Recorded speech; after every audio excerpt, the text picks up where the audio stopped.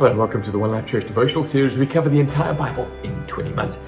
Well, today's chapters are Psalm 37 and 38. And on Psalm 38, the psalmist is in big trouble. He lists how his body is aching, his mind is in trouble, his emotions are in trouble. He says in verse 8, I am feeble and I am utterly crushed. I groan with anguish of heart. Why does God put these verses in the Bible?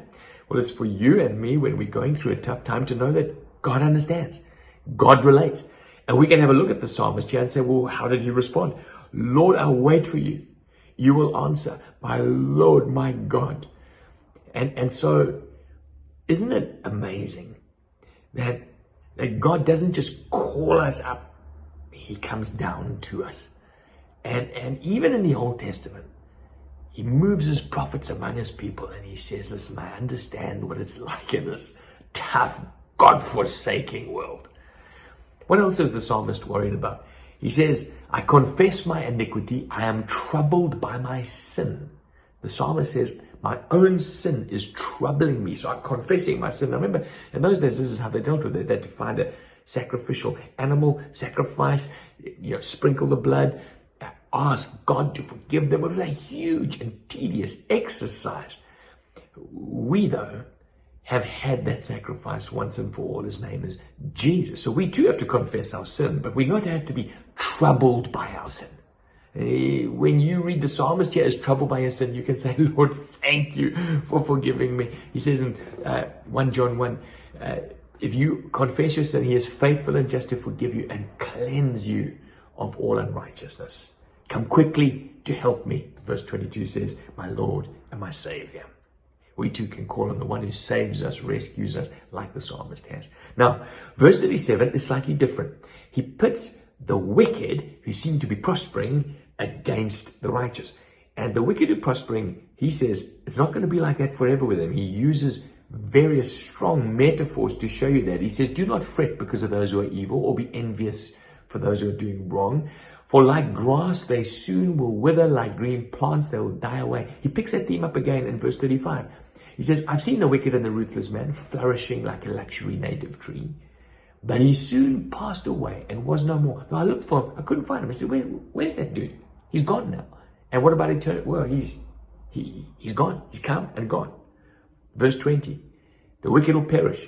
Though the Lord's enemies are like flowers in a field, they look like they're swaying very pretty, happy in a field, they will be consumed. They'll go up in smoke.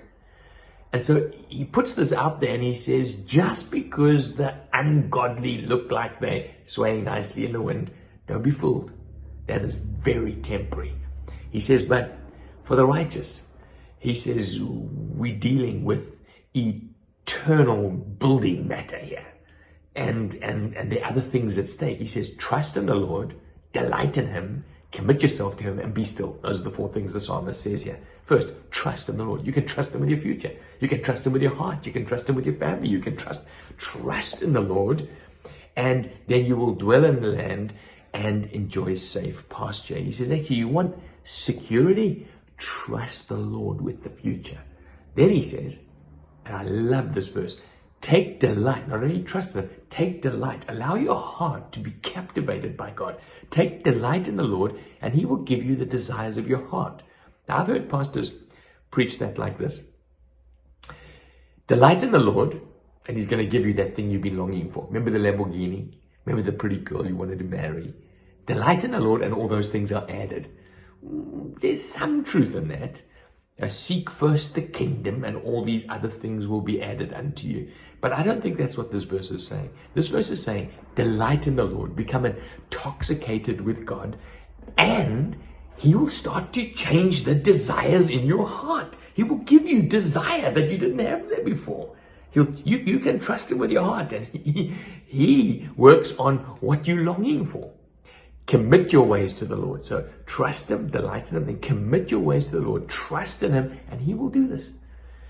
Your commitment has fruit. When you commit to the Lord, it's eternal fruit. Be still. He says, be still, and don't fret. That's what he says here, because fret, suddenly, you see, fretting is the exact opposite to faith. Fretting is, flap, God's lost control. I've got to do this myself. And it says that leads only to evil. So he says, don't fret.